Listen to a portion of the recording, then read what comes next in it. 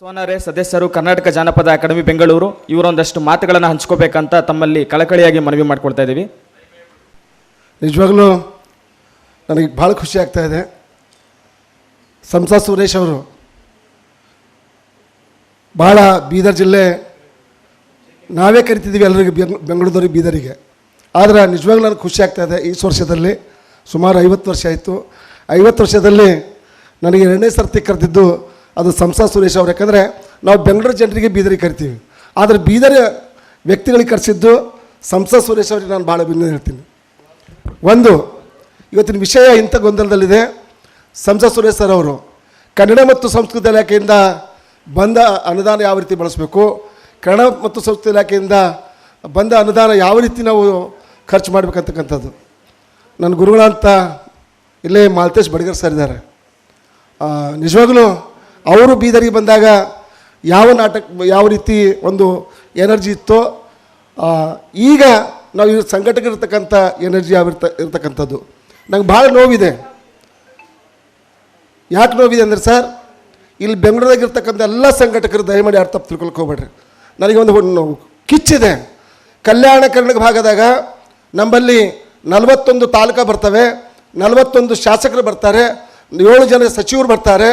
ಕಲ್ಯಾಣ ಕರ್ನಾಟಕ ಕಲಾವಿದರು ಒಕ್ಕೂಟ ಕಟ್ಟಿ ನಮ್ಮ ಭಾಗದಲ್ಲಿ 11,000 ಜನ ಸದಸ್ಯತ್ವ ನಮ್ಮ ಕಲ್ಯಾಣ ಕರ್ನಾಟಕ ಕಲಾವಿದರು ಒಕ್ಕೂಟ ಮಾಡಿದ್ದೀವಿ.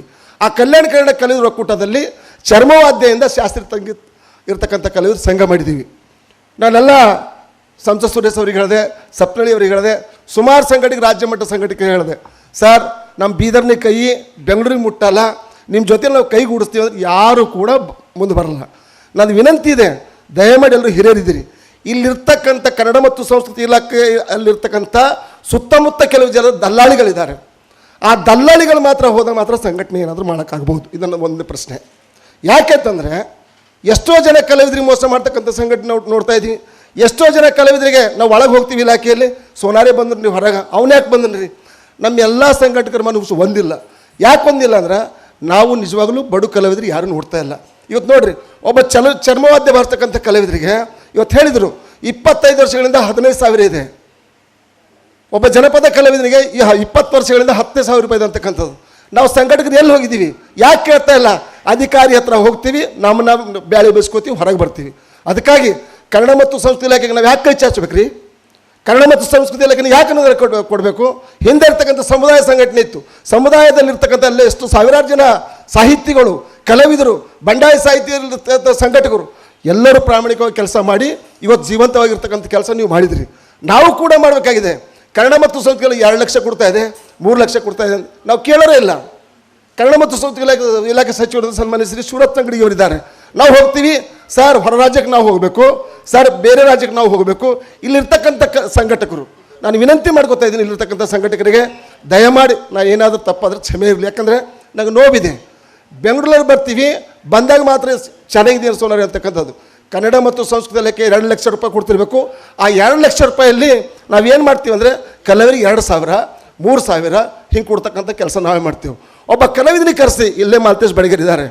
ನಾನು ಬೀದರ್ನಲ್ಲಿ ನಾಟಕ ಉತ್ಸವ ಮಾಡಬೇಕಾದ್ರೆ ಒಂದು ಕಲಾ ತಂಡಕ್ಕೆ 40,000 ರೂಪಾಯಿ ಕೊಡ್ತೀನಿ. ಯಾಕೆ ಕೊಡ್ತೀನಿ ಅಂದರೆ ಕಲಾವಿದರು ಜೀವಂತ ಇರಬೇಕು, ಸಂಘಟನೆ ಜೀವಂತ ಇರಬೇಕು. ಹೋದ ವರ್ಷ ಮಂಡ್ಯರಮಸ್ ಅವರ ತಂಡ ಕರೆಸಿ ಒಂದೊಂದು ತಂಡಕ್ಕೆ 60,000 ರೂಪಾಯಿ ಕೊಡ್ತಕ್ಕಂಥ ಕೆಲಸ ಮಾಡಿದ್ದೀನಿ. ಯಾಕೆ ಮಾಡಿದ್ದೀನಿ ಅಂದರೆ ನಮ್ಮ ಸಂಸ್ಥೆಗೆ ಬರ್ತಕ್ಕಂಥ 4 ಲಕ್ಷ ನಾವು ಅಲ್ಲೇ ಸಂಗ್ರಹ ಮಾಡ್ಬೋದು, ಅಲ್ಲೇ ಸಂಗ್ರಹ ಮಾಡಿ ಕಲಾವಿದರಿಗೆ ಜೀವಂತ ಇರ್ತಕ್ಕಂಥ ಕೆಲಸ ಮಾಡ್ಬೋದು. ಅದಕ್ಕಾಗಿ ಕೇವಲ 3-4 ನಿಮಿಷ ಕೊಡೋದ್ರಿಂದ ದಯಮಾಡಿ ನಾವು ಭಾಳ ನೋವಿನಿಂದ ಮಾತಾಡ್ತಾ ಇದ್ದೀನಿ. ಬೀದರಲ್ಲಿ ತಾವೆಲ್ಲರೂ ಒಂದಾಗ್ರಿ. ನೀವು ಒಂದಾದರೆ ತಂಗಡಿಗೆ ನಮ್ಮ ತನ ಬರ್ತಾರೆ, ನೀವು ಒಂದಾದರೆ ಮುಖ್ಯಮಂತ್ರಿ ನಮ್ಮ ತನ ಬರ್ತಾರೆ, ನೀವು ಒಂದಾದರೆ ಎಲ್ಲ ಸಚಿವರು ನಮ್ಮ ತನ ಬರ್ತಾರೆ, ನೀವು ಒಂದಾದರೆ ಅಧಿಕಾರಿಗಳು ಕೂಡ ನಮ್ಮ ತನ ಬರ್ತಾ ಇದ್ದಾರೆ. ನೀವು ಕಾರ್ಯಕ್ರಮ ಮಾಡಿದಾಗ ಅಧಿಕಾರಿಗೆ ವಿಸಿಟಿಂಗ್ ಕಾರ್ಡ್ ಕೊಟ್ಟು ಮೇಡಮ್ ನನ್ನ ಕಾರ್ಯಕ್ರಮ ಅದಂತ ಬರ್ರಿ ಅಂದರೆ ಅವ್ರು ಹೆಂಗೆ ಬರ್ತಾರೆ ಹೇಳ್ರಿ? ನಿಮ್ಗೆ ಹೆದರಿಕೆ ಇಲ್ಲ. ಹೆದರಿಕೆ ಇರಬೇಕಿತ್ತಂದ್ರೆ ನಾವು ಸಂಘಟಕರು ಮಾತ್ರ ಪ್ರಾಮಾಣಿಕವಾಗಿರಬೇಕು. ನಾವು ಸಂಘಟಕರು ಮಾತ್ರ ಕಲಾವಿದರ ಬಗ್ಗೆ ಚಿಂತನೆ ಮಾಡಬೇಕು. ಎಷ್ಟೋ ಕಲಾವಿದರಿಗೆ ಹೇಳ್ರಿ, ಇವತ್ತು ನಮ್ಮ ಕಲಾವಿದರಿಗೆ ಕರೆಸಿ 500 ರೂಪಾಯಿ ಕೊಟ್ಟು ನಮ್ಮಲ್ಲೇ ಒಂದೊಂದು ಅಕೌಂಟ್ ಇಟ್ಕೊಂಡು ಆ ಕಲಾವಿದರಿಗೆ 500 ರೂಪಾಯಿ ಕೊಟ್ಟು ಅವಾಗಿನ ಕಳಿಸ್ತೀವಿ. ಒಂದು ತಿಂಗಳ ನಂತರ ಬಿಲ್ ಮಾಡತಕ್ಕಂಥ ವ್ಯಕ್ತಿಗಳು ಕೂಡ ನಾವು ನೋಡ್ತಾ ಇದ್ದೀವಿ. ನಾವು ಯಾಕೆ ಹೇಳ್ತೇವೆ ಈ ಮಾತಂದರೆ, ಸರ್ ನಾನು ಒಂದು ಹೋರಾಟದಿಂದ ಬಂದು ಇವತ್ತು ನಾನು ಒಬ್ಬ ಸಂಘಟಕನಾಗಿ ಜನಪದ ಅಕಾಡೆಮಿ ಸದಸ್ಯನಾಗಿ 2ನೇ ಅವಧಿ ಕೆಲಸ ಮಾಡ್ತಾ ಇದ್ದೀನಿ.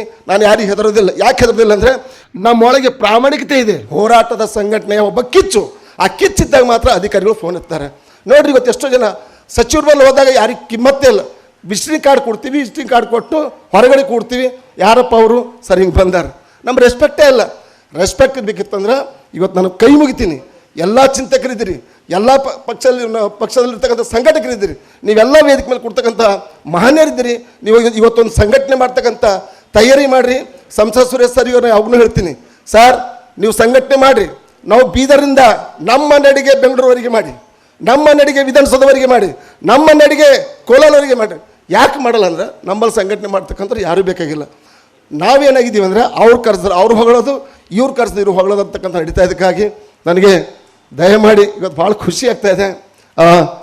ಲೇಖಕರ ಸಂಘದ ರಾಜ್ಯಾಧ್ಯಕ್ಷರು ಭಾಳ ವಿದ್ವಾಂಸರು ವೇದಿಕೆ ಮೇಲಿದ್ದಾರೆ, ತಾವೆಲ್ಲ ದೊಡ್ಡ ದೊಡ್ಡ ಸಂಘಟಕರ ವೇದಿಕೆ ಮೇಲಿದ್ದಾರೆ. ನಾನು ಕೈ ಮುಗಿತೀನಿ. ಈಗ ನಮಗೆ 50 ವರ್ಷ, ನಾವು ಹೋರಾಟ ಮಾಡೋದು ಇನ್ನು 10 ವರ್ಷ. ಈ 10 ವರ್ಷದಲ್ಲಿ ನಮ್ಮ ಮಕ್ಕಳಿಗೆ ತಿಳಿಸ್ಬೇಕಾಗಿದೆ, ನಮ್ಮ ಯುವಕರಿಗೆ ತಿಳಿಸ್ಬೇಕಾಗಿದೆ. ಕಾಲೇಜಲ್ಲಿ ಹೇಳ್ರಿ ಗೊತ್ತೆಂತ ಇದಾಗ್ತಾ ಇದೆ, ನಾವು ಕೊಳ್ಳಲ್ಲಿ ಪಟ್ಟಿ ಹಾಕ್ಕೊಂಡು ಅದು ಮಾಡಿರಿ ಇದು ಮಾಡಿರಿ ಅಂತಕ್ಕಂಥದ್ದು. ನಾವು ಎಲ್ಲಿವರೆಗೆ ಆ ಸಂಘಟನೆ ಕಾಲೇಜಿಗೆ ಹೋಗಿ ಜನಪದ ಹೇಳಿದ್ದೀವಿ? ಯಾಕೆ ಕಾಲೇಜಿಗೆ ಹೋಗಿ ನಾವು ನಾಟಕ ಬಗ್ಗೆ ಹೇಳಿದ್ದೀವಿ? ಯಾಕೆ ಕಾಲೇಜ್ ವಿದ್ಯಾರ್ಥಿಗಳ ಬಗ್ಗೆ ಹೋಗಿ ಸಂವರ್ಧನೆ ಮಾತಾಡ್ತೀವಿ? ಇಲ್ಲ, ವಿನಂತಿ ಮಾಡ್ತಾ ಇದ್ದೀನಿ. ನನಗೆ ಮಾತು ಜಾಸ್ತಿ ಬರೋದಿಲ್ಲ, ಸಂಘಟನೆ ಮಾಡ್ತೀನಿ. ನಮ್ಮ ಅತಿವಳೆ ಸರ್ನು ಕೂಡ ನಮ್ಮ ಗಡಿ ಅಭಿವೃದ್ಧಿ ಪ್ರಾಧಿಕಾರ ಸದಸ್ಯರಿದ್ದಾರೆ, ನಮ್ಮ ಕೋಆರ್ಡಿನೇಷನ್ ಇದೆ ಬೀದರ್ನಲ್ಲಿ. ಅದಕ್ಕಾಗಿ ಇಲ್ಲ ಸರ್, ಇಲ್ಲ, ಅದಕ್ಕಾಗಿ ಸಂಘಟಕರೆಲ್ಲ ಒಂದಾಗಿ ಹೋರಾಟಕ್ಕೆ ಮುಂದಾಗ್ರಿ. ನಿಮ್ಮ ಜೊತೆಯಲ್ಲಿ ನಾವಿದ್ದೀವಿ. ನಾನು ಯಾವನಿಗೆ ಹೆದರಲ್ಲ ಬೀದರ್ದಾಗ. ಕೇಳಿ ನಮ್ಮ ಅತ್ವೇಳೆ ಸರ್ ಯಾಕೆ ಹೆದರಲ್ಲ ಅಂದ್ರೆ ನಮ್ಮಲ್ಲಿ ಸಂಘ ಬಲ ಇದೆ. ನಾನು ವಿದ್ಯಾರ್ಥಿ ಯೂನಿಯನ್ ಇದ್ದಾಗ ಎಷ್ಟೋ ಕಾಲೇಜ್ಗೆ ಹೋದಾಗ ನಾನು ಹೊಂಟ್ರೆ ಎದ್ದು ನಿಂತಿರ್ತಿದ್ರು ಯಾರು ಪ್ರಿನ್ಸಿಪಾಲ್ ಅಧ್ಯಕ್ಷರು. ಯಾಕಂದರೆ ನಮ್ಮ ಹೋರಾಟದ ಶಕ್ತಿ, ನಮ್ಮ ಹೋರಾಟದ ಶ್ರಮ. ಜನಪದ ಅಕಾಡೆಮಿಗೆ ಸದಸ್ಯನಾಗಿರೋ ಅವಧಿಗೆ ನಿಮ್ಮ ಎದುರುಗಡೆ ತೊದಲು ಮಾತಾಡಿದ್ದಕ್ಕಾಗಿ ತಾವೆಲ್ಲರೂ ಹಿರಿಯರಿದ್ದೀರಿ. ಇವತ್ತು ಭಾಳ ಖುಷಿ ಆಯ್ತು ನೀವು ಎದುರುಗಡೆ ನಿಂತು ಸಂವಾದ ಮಾಡೋದು. ಯಾಕಂದರೆ ಸಂವಾದ ಮಾಡೋದು ಬೇಕು, ಸಂವಾದ ಮಾಡಿದಾಗ ಮಾತ್ರ ನಾವು ಎಲ್ಲರೂ ಒಂದಾಗ್ತೀವಿ ಅಂತಕ್ಕಂಥದ್ದು. ಅದಕ್ಕಾಗಿ ಇಷ್ಟು ಜನ ದಯಮಾಡಿ ಕೈ ಮುಗಿತೀನಿ. ನೀವೆಲ್ಲರೂ ಮತ್ತೆ ಭಾಷಣ ಮುಗಿಸಿ ಹೊರ ಹೋದ್ರಿ ಅಂದ್ರೆ ಅವ ಹಂಗೆ ಮಾತಾಡಿದ್ರು ಇವ ಹಂಗೆ ಮಾತಾಡೋ ಅಂಬೋದು ಬೇಡ. ನಾವೆಲ್ಲರೂ ಒಂದಾಗಿ ಸಂಸತ್ ಸುರೇಶ್ ಸರ್ ನಾವು ನಿಮ್ಮ ಜೊತೆಯಲ್ಲಿ ಇದ್ದೀವಿ. ಇಲ್ಲಿರ್ತಕ್ಕಂಥ ಎಲ್ಲ ಸಂಘಟಕರು ಒಂದಾಗಿ ಮುಖ್ಯಮಂತ್ರಿ ರೀ, ಈ ರಾಜ್ಯದ ಘನ ಮುಖ್ಯಮಂತ್ರಿ, ಇಷ್ಟು ಬಜೆಟ್ ಆಯಿತು ಅಷ್ಟು ಬಜೆಟ್ ಆಯಿತು ಅಂತ ನಾವೇ ಹೇಳ್ತಾ ಇದ್ದೀವಿ. ಸರ್ ಎಷ್ಟೋ ಪತ್ರಿಕೆಗಳು ವಿಧಾನಸೌಧ ಸರ್ಕಾರ ಉಳಿಸ್ಯಾವ, ಸಂಘಟನೆಗಳು ಉಳಿಸ್ಯಾವ, ಎಷ್ಟೋ ಚಳವಳಿಗಳಿಂದ ಹೆದರು ಹೋಗ್ಯಾರ. ಅಂಥ ಸಂಘಟನೆ ಮಾಡ್ತಕ್ಕಂಥ ನೀವು ಆ ತಾಯಿ ಮಕ್ಕಳಲ್ಲಿದ್ದೀರಿ. ನಿಜವಾಗಲೂ ನಿಮಗೆ ನಾನು ಧನ್ಯವಾದ ಇವತ್ತು ಹೇಳಿದ್ರು. ಯಾಕೆ ಮಾತಾಡ್ಬೇಕು ರೀ ಅಕಾಡೆಮಿ ಅಧ್ಯಕ್ಷರು? ಮುಖ್ಯಮಂತ್ರಿಗೆ ಧನ ಸಹಾಯ ಇಷ್ಟು ಮಾಡಿರಿ, ಜನಪದ ಅಕಾಡೆಮಿ ಅಧ್ಯಕ್ಷರು ಒಳಗೆ ಹೋಗೋ ಮುಖ್ಯಮಂತ್ರಿ ಅವರೇ ಕೇಳಬೇಕು. ನಾವೆಲ್ಲ ಅದಕ್ಕೆ ಹೇಗಿದ್ದೀವಿ ಹೇಳ್ರಿ? ಸದಸ್ಯರು, ಅಧ್ಯಕ್ಷರು, ನಾವೆಲ್ಲ ಇರ್ತಕ್ಕಂಥ ಹೋರಾಟಗಾರರು ಅವ್ರಿಗೆ ಬೆಂಬಲ ಆಗಿ ನಿಂದ್ರೋಣ. ಅವ್ರು ಅವಾಗ ಕೇಳ್ತಾರೆ, ಕೈ ಕಟ್ಟು ಕುಂತಾರ್ರಿ ಅವ್ರಿಗೆ ನಮ್ಮ ನೌಕರರು ಇದ್ದಾರೆ. ನಾವು ಮುಖ್ಯಮಂತ್ರಿಗೆ ಕೇಳಬೇಕು, ನಾವು ಸಚಿವರಿಗೆ ಕೇಳಬೇಕು, ನಾವು ಶಾಸಕರಿಗೆ ಕೇಳಬೇಕು, ನಾವು ಅಧಿಕಾರಿಗೆ ಕೇಳಬೇಕು. ನಾನು ಎಷ್ಟೋ ಸರಿ ನೋಡಿದ್ದೀನಿ ಸರ್, ಇಲ್ಲಿ ನಾ ಬೀದರ್ಲಿ ಬಂದಿನ ಅಂದ ತಕ್ಷಣ ವಿಸಿಟಿಂಗ್ ಕಾರ್ಡ್ ಕೊಡ್ತೀವಿ, ಒಳಗೆ ನಮ್ಮವರೇ ಒಂದಿಬ್ಬರು ಇರ್ತಾರೆ.